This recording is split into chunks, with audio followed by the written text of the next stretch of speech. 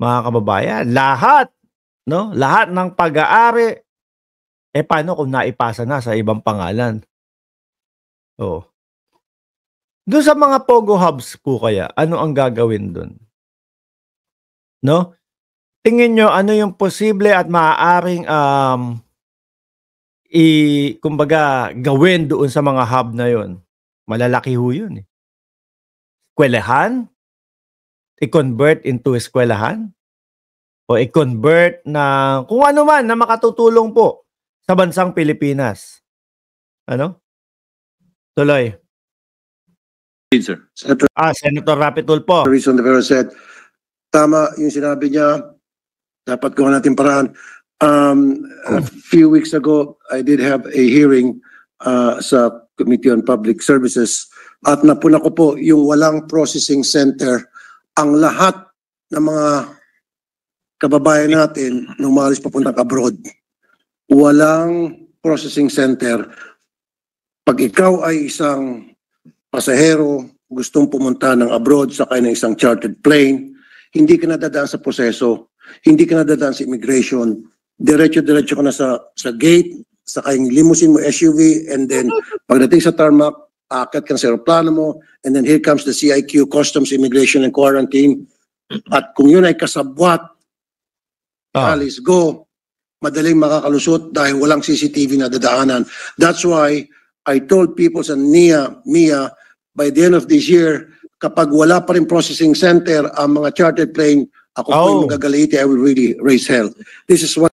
Isa din po yun, mga kababayan. May tama ho siya, mga bossing. Si Senator Tulfo. Kasi mga big time di ba? Kasi mga VIP di ba? Kaya siguro hindi nila or iniisip nila na ano tawag doon, na respetohin yung pag-alis o maging pribado, walang makaalam, no? Pero syempre ho, kailangan pa din kahit papaano niyan. I-confidential na lang nila. Merong mga CCTV, merong mga processing center, pero i-confidential nila yung talagang hindi pwedeng buksan agad-agad ng mga publiko o malaman. Kung sakali na talagang kailangan iniingatan din yung mga umaalis na yun, na mga may chartered plane, may sariling mga aeroplano, di ho ba? An example, kung bakit ito si Alice Go ay nakalabas, I'm very sure walang nakalagay kung anong aeroplano, right? Going out. Pero I'm very sure ito ay lumabas through a chartered plane, through a private plane. Ganun pala yun, ano? Kapag kayong mga chartered plane, hindi alam kung ano o hindi nakasulat, sobra naman yata yun. Hindi mo alam kung anong eroplano ang naghatid, hindi mo alam kung anong flight ang naghatid. Grabe naman yun. Doon pa lang po, mga kababayan, may kakulangan na. Paano? Kagaya niyan, si Alice Go na iniimbestigahan niya. Kailangan maging detalyado po lahat. Paglabas, pag-alis ng bansa, pati mismo yung eroplano. Upang sa ganun, kagaya niyan kay Alice Go, mga bossing, nakalabas yan, okay, nakalabas. Pero alam mo kung sino yung naghatid. Merong hahabulin, no? Merong hahabulin. Sabi ni Tina B, lesson learned, mag-ingat at baka mga Duterte at Harimau ay makatakas.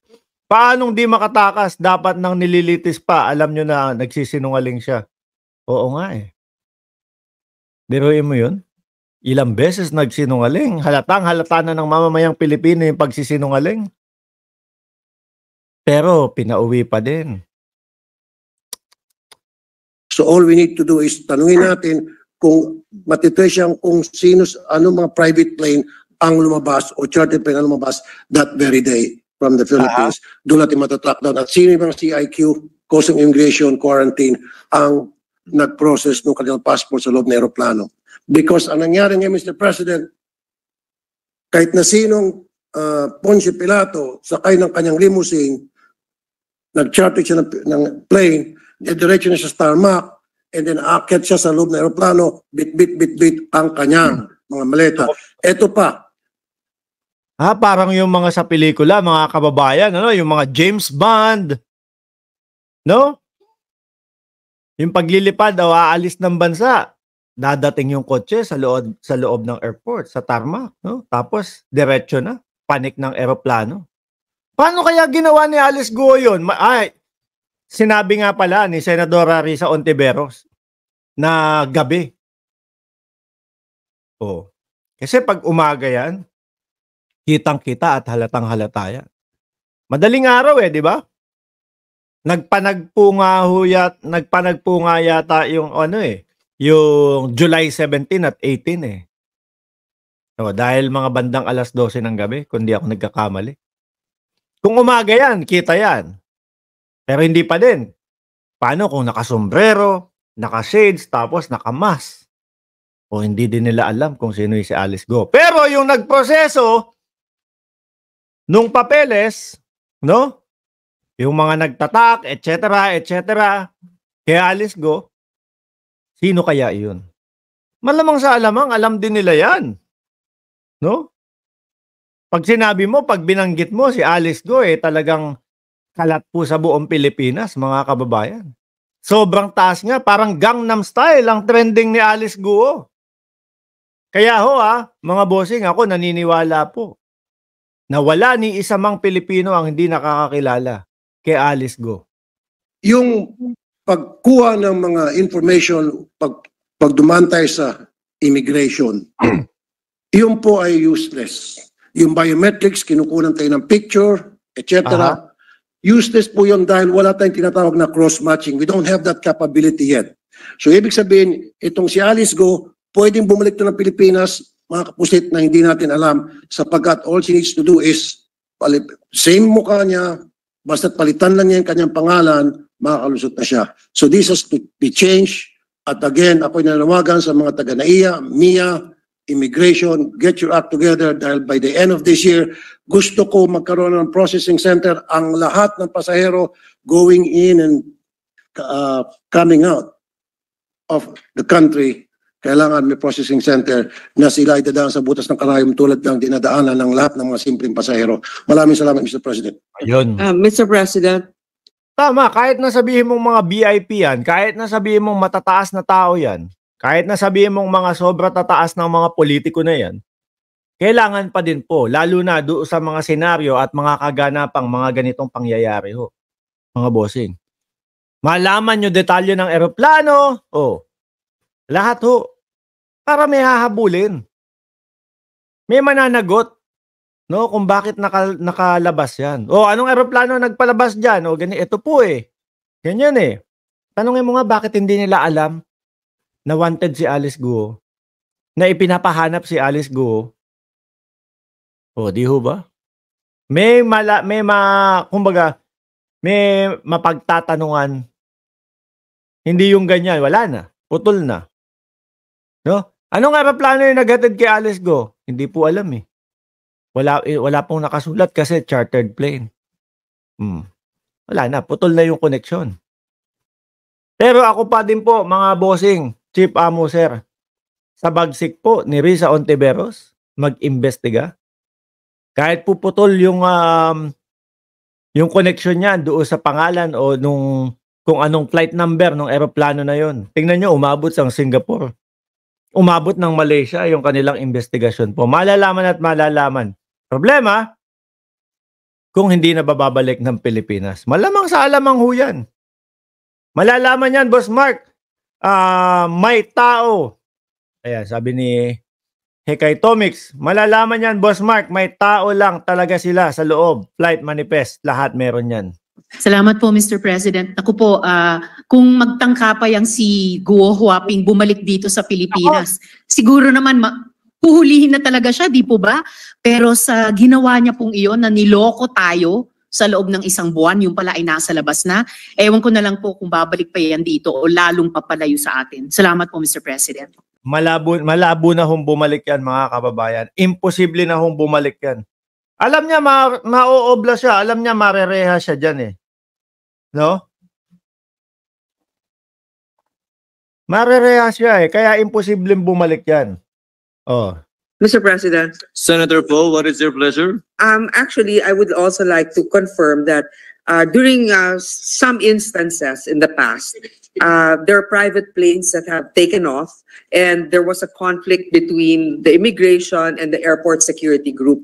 At least in the main thoroughfares, in the main airports, meron talagang airport security group at may immigration. Pero sa mga ibang lugar, kung sa north man yan, dun sa mga PEZA zones, kung may mga airport doon, I think we should also have an inventory. What day did she arrive in Malaysia? For example, if CAAP has a record of all departures from the Philippines and from where, because I'm sure we have a list. If they went to Malaysia, ilan yung mga flight papuntang Malaysia? Sabi ni Sky Enard. Sabi nung attorney niya, boss, nandito pa daw siya sa Pilipinas. Naku, mawala. Maniwala kayo dyan. Mas malalim po, yan nga yung mga sinasabi nilang ganyan Pero kapag ka po nagsalita at ipinakita ni Senadora Risa Ontiveros yung mga ebidensya, bigla ho silang natatameme, bigla ho silang bumabalikwas Di ba? Kagaya na lang yung talagang doon sa mismo, sa mga hearing ho, mga kababayan. Kapag kami itanong, ganito, alam mo ba to? Kilala mo ba si Nancy something like that? Hindi ko po kilala Pero pag ipinakita yung picture nila, pinakita yung mga papeles, biglang naalala ni Alice Go. Mga sinungaling yung mga yan Malaysia. Ano nangyari dun? Whether it's private or a passenger plane, we should be able to determine that. Kasi, syempre, meron yung traffic, di ba? So, they should have a master list of who had taken off and have reached for an international flight. So, that's one possibility for us to be able to track them. Pero, ang ginawa natin dati sa NAIA, also for the information of the new chair of the Committee on Public Services, lahat ng mga gates may mga CCTV na para yung sa mga, kasi nangyayari dito sa mga private planes, papasok sila dun sa mga side entrance ng airport, hindi alam kung sino mga pasahero dun, kunyari grandia na tinted. Dapat yan ngayon may mga pwede natin imbestigahan kung kinukunan lahat ng mga nakasakay sa loob kasi minsan napupuslit pumapasok sa eroplano, hindi nakikita ng immigration or ng airport security group. So that's all, Mr. President. Thank you.